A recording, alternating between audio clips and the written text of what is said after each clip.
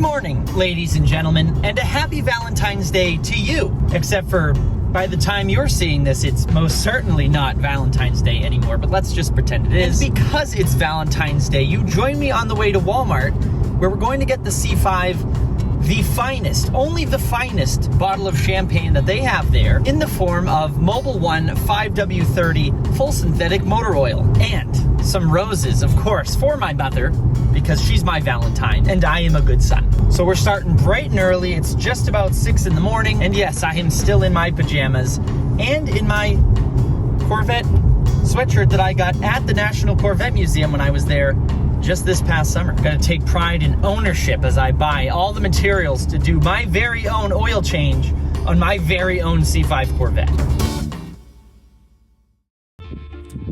Yeah. Well, that aged like old cheese. It's only almost a month and a half, approaching 2 months later. Please don't yell at me. It's been very, very busy here. I've been working on a lot of Jeeps again, so I can make money, actually make money, because I don't make much at all from YouTube. So again, here I am begging you to buy a cool sweatshirt like the one that I'm wearing. Link down in the description. Yes, just a little bit later than intended. It's time for the C5's, what would you call something that happens about twice a year? It wouldn't be an annual checkup. It'd be a plural annual checkup. Brain's really not firing on all cylinders today. It's time for the C5's double annual, one of 2 annual checkups. You see, the C5 is very far over its oil change, but that's okay. I haven't driven it. So we're gonna change the oil. It's springtime, so we'll have a nice, fresh oil change in time for the spring season, which really doesn't matter to me because I drive the Vette year-round anyway. So we're gonna move the C5 from its little side driveway crevice area, which actually, if you look behind, can you see the C4? That's out of, I guess you'd call it storage. That's out of storage now. Not that that's gonna get driven. But let's get the C5 into the driveway where there's room to jack it up, which is the worst part. This is its first start in quite a while. Let's see if it starts. Why wouldn't it?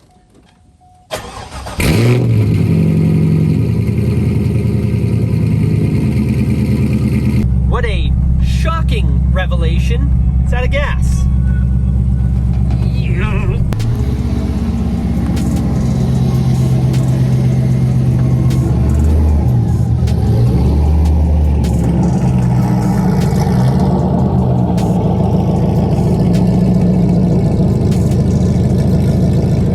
And because my father likes to throw away the little blocks of wood I make every single time to jack the Vette up, I again had to cut some new pieces of wood to get the car up in the air.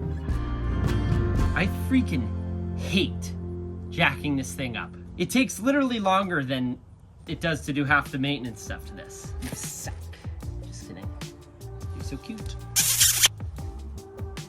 My big ass greasy nose left a print. Oh wow, I forgot this car is so low I can't even get the crawler under it. Whew, okay, this thing falls, you'll witness my death live. All right, that's incorrect. Oh God, I'm backwards. Gotta go that way with it. This way. Oh, you did not put it on that tight. Whew. Yeah, this thing nice and loosey-goosey. Please play nice. I don't want to make a mess. Come on, come on, come on, come on. Nope, almost had it. Yeah! Oh yeah, look at that. Not a drop on me or the ground. I live to see another day. All right, now the real fun part. And that's not getting out. And while the old oil drained out, we then began the next special C5 oil change sequence. This is by far the worst part of doing a C5 oil change. The fact that, in case you didn't know, the oil drain plug is on the front of the bat wing shaped oil pan. In order to get all of the old oil out, you have to tip the front end of the car down. You lift the back up, tilt the front down, and that's how you get the remnants of the oil out. Supposedly, someone got like a quart or a quart and a half extra oil out by tilting the back end up. And the the front down, obviously. The problem comes when you have a lowered Vette like mine, and it's already such a pain to get the thing up in the air in the first place, just so you can get the drain plug, just so you can get the drain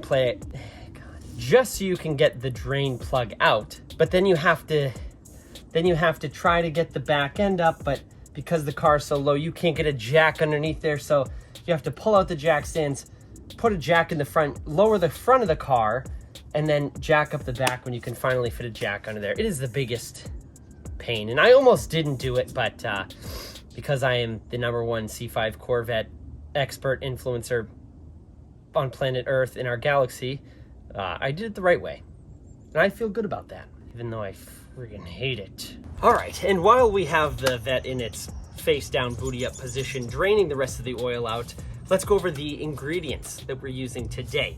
Same as the other probably 4 oil change videos that I've done.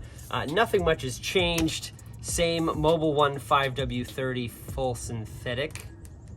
For a second, I didn't think that said full synthetic. That it does. Mobil 1 5W30 full synthetic. We need, 5.5 quarts?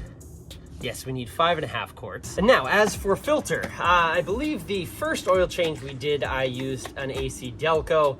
The second one I did, I used a Wix or K&N. The third one, I used either the Wix or K&N, whichever one I didn't use the second time. And now this time we're going back to the AC Delco. Did I notice a difference in performance or anything using the K&N or the Wix or the AC Delco? No, not in the slightest. I'm sure they do have different filtering properties. I don't know enough about that stuff. I'm an idiot. But I do know that this was the cheapest one, and I have a little bit of money held up in other projects. So this was the cheapest option, and I trust it. It's the one that the C5 comes with from the factory. Obviously, if it's good enough for Chevy engineers, it's good enough for this idiot. So the AC Delco PF46E, that's the filter that we're going with. And I'll include a link to all this stuff down in the description below for your next C5 oil change, or C6. I don't think the parts are that different. But when you're changing the oil, it's always a good idea to get one of these things. It's a magnetic oil drain plug. Now the magnet collects little particles of metal that are floating around or would otherwise be floating around in your engine. This thing is real cheap insurance. I actually just cleaned this one off of quite a bit of little metal particles that would have been floating around in my engine if they didn't get stuck to this thing, if I didn't add it and I just threw it. So again, cheap insurance, this thing, and I'll include a link for this thing down in the description as well. Once the oil was done draining, we put the Vette back into its nose-up position so I could actually get back under it. Then replaced and tightened back up the drain plug, pulled the old filter, which looks like I did use a Delco PF46E last time and I'm a liar, lubed up the new PF46E, and threaded it back on. Besides absolutely destroying those gloves, not a drop of oil anywhere. And the oil looks nice and clean, a little dark, but nice and clean. Now we pop the hood. Could anyone explain why the inside of my oil cap is yellow? Look at this. I'm going to throw up. I think I'm going to throw up. Don't throw up. Has anyone ever seen this? It's gross. After licking the engine mustard clean off the oil cap, we could then rejuvenate the LS1 with its fresh Valentine's Day gift, only a few short months late. All right, the fresh oil is in. Now we can start this up.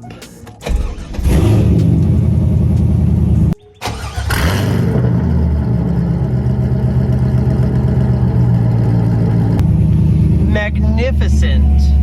Now we have to reset the oil life monitor, and there's 2 ways to do that. As you guys may know if you saw one of my most recent videos about the little tricks to the C5, but the first and the boring way to do it is turn the car on, get to the main menu in the DIC, hit trip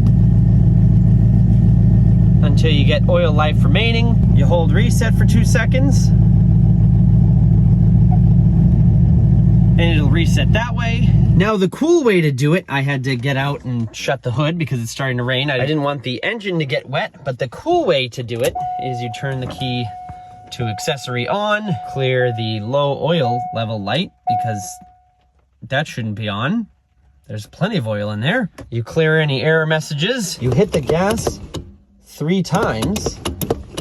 I don't know if mine's not letting me do it because I already reset it the other way, but it should. Once you pump the gas pedal 3 times, it should reset to 100%. Mine just, as I said, must not be doing it because I already reset it the other way, the boring way. So unfortunately, that is going to be a wrap for today because it started to rain. This was not in the forecast. So my local weatherman will be getting a nasty email about that. But anyways, because it's raining now, I guess that's going to be a wrap for today. I'm going to go clean up my tools and be wet while doing it, but I'll see you guys in the next one. Happy motoring.